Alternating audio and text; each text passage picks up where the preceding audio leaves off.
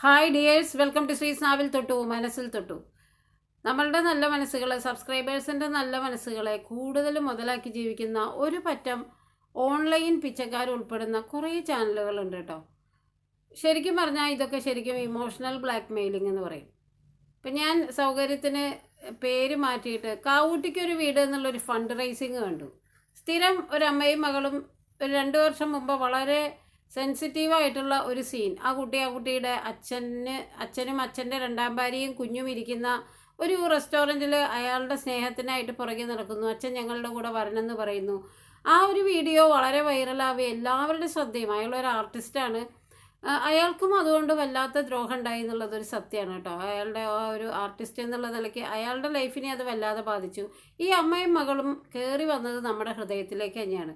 ഒരുപാട് പേരുടെ മനസ്സിനെ വല്ലാതെ ഒളിച്ചൊരു സംഭവം ആ മകളുടെ ആ ഒരു കരച്ചിൽ. അച്ഛൻ്റെ സ്നേഹത്തിന് വേണ്ടി ഒരു കുട്ടി പുറകെ നടന്ന് യാചിക്കുന്ന ഒരു കാഴ്ച ശരിക്കും പറഞ്ഞാൽ കേരള മനസാക്ഷിയെ തന്നെ ഞെട്ടിച്ചതാണ്.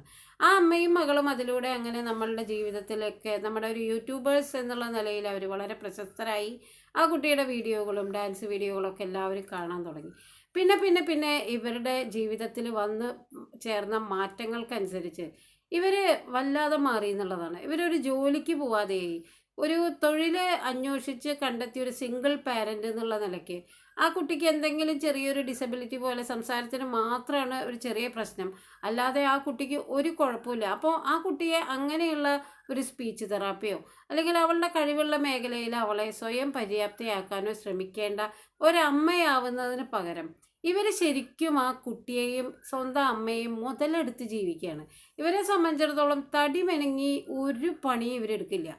ഇവർക്ക് ഈ ഭർത്താവിൻ്റെ ജീവിതം എങ്ങനെയെങ്കിലും കൊളാക്കണം. കുറേ വീഡിയോകളിടും, കുറേ പേർക്കെതിരെ കേസ് കൊടുക്കും, കുറേ പേര് ഇവർക്കെതിരെ കേസ് കൊടുക്കും. പോലീസ് സ്റ്റേഷനൊക്കെ ഒരു തറവാട് പോലെയാണ് ഇവരുടെ.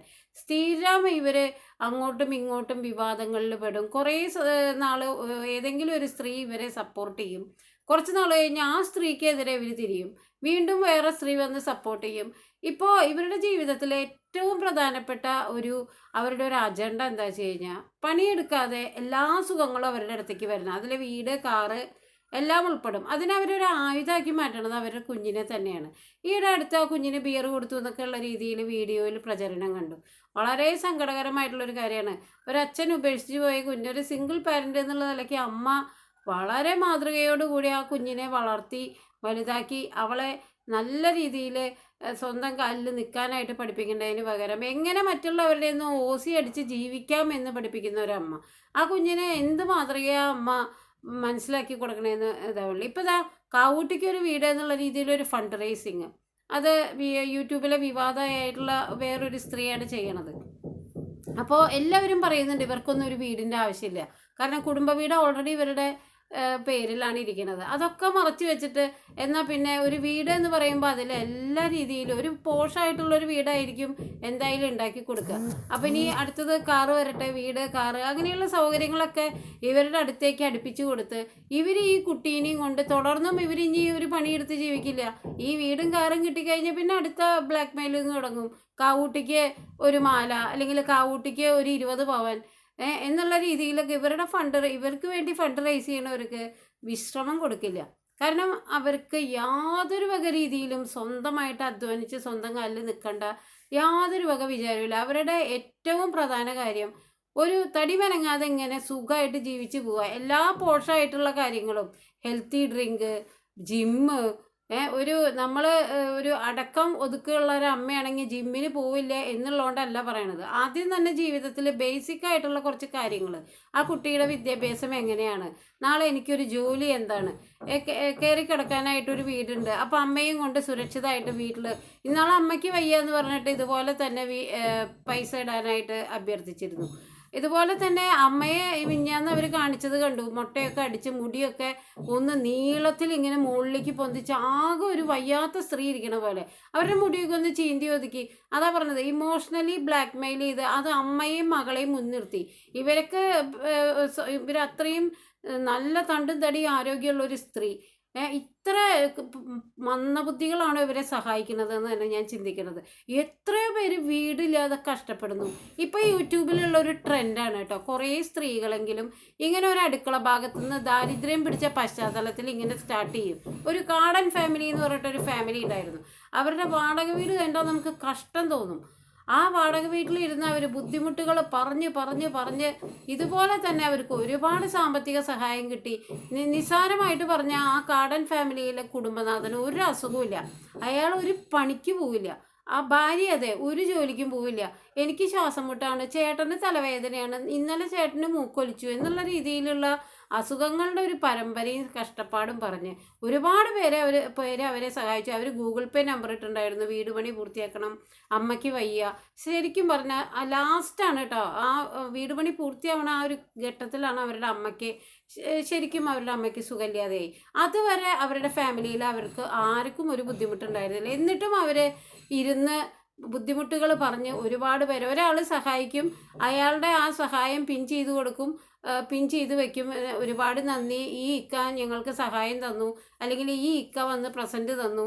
അപ്പോൾ പിന്നെ തുടർച്ചയായിട്ട് എല്ലാവരുടെയും മനസ്സിലായി, അയ്യോ ഇനി ഇവരെ സഹായിച്ച് ഒരു മത്സരമായി. അടിയിൽ സബ്സ്ക്രൈബേഴ്സിൻ്റെ മുഴുവൻ കമൻറ്റ്, നമ്പർ തരൂ.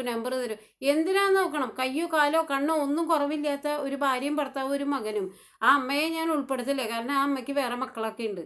ആ മകനും ഉൾപ്പെടെയുള്ള ഒരു കുടുംബം ഇരുന്നിട്ട് ചേട്ടന് ശ്വാസം മുട്ട, ചേട്ടന് ഇന്നലെ മൂക്കൊലിച്ചു, ഇന്ന് തലവേദന എടുത്തു, നാളെ എനിക്ക് മൂക്കുവേദന എടുക്കുമെന്ന് പറഞ്ഞ് അവരെന്തായാലും അവരുടെ കാര്യം നേടി. ഒരു വലിയ വീട്, അത്യാവശ്യം നല്ല രീതിയിലുള്ള സൗകര്യം.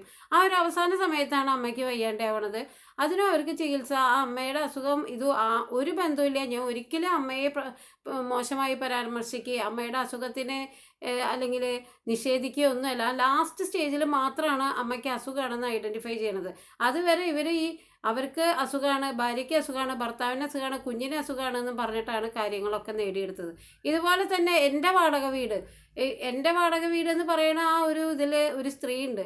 അവരുടെ കരച്ചിൽ കണ്ടു കഴിഞ്ഞാൽ നമ്മൾ വിചാരിക്കും എൻ്റെ വാടക വീട് തന്നെ നല്ല പോഷമായിട്ടുള്ള വീടാട്ടോ, അത്യാവശ്യം മോശമില്ലാത്ത വീടാണ്.